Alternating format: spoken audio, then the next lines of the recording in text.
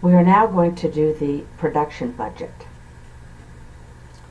On the data, it says that Oneness Movement has a policy that states each month's ending inventory of finished goods should be 10% of the following month's sales.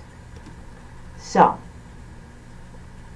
that means that when we first begin, we've got to say what are the sales that we want. And so we can just copy January, February, and March. And actually, I'm going to do this a little differently. Let's put equals January. And the reason I'm doing that, equals February sales, and March equals March, is so that later, if I want to come back and change these cells, then these will automatically be changed as well. And for the quarter, again, I can do the auto sum. Now, the desired ending inventory is 10% of the next month's sales. So I want this to equal 10% times February. And the ending inventory for February equals 10% times March. And the ending inventory for March equals 10% times April. So I'll come up here and grab April sales. And again, you cannot sum these across because this quarter column has to stand by itself.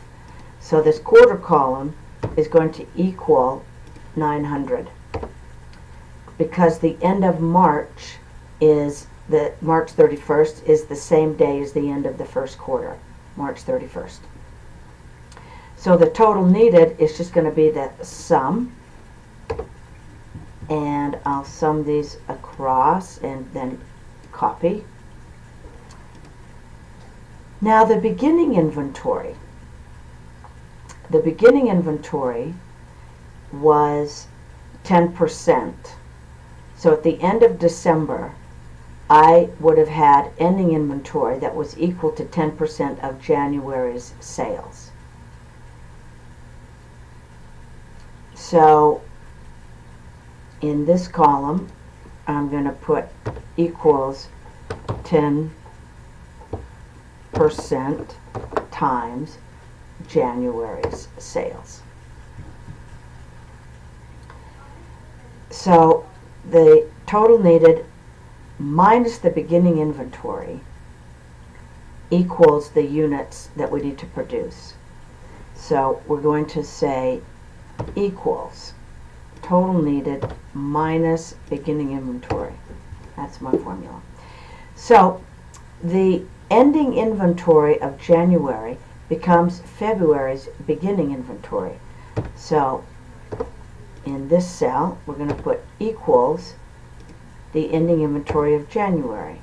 March, the beginning inventory equals the ending inventory for February. Now, at the very beginning of the quarter, my beginning inventory was 830. That was January 1, and that's what my beginning inventory was. So I'm going to say equals the beginning inventory.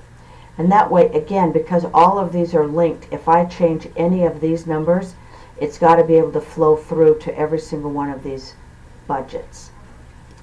And now I can copy that formula over for the total production. This is the end of the production budget.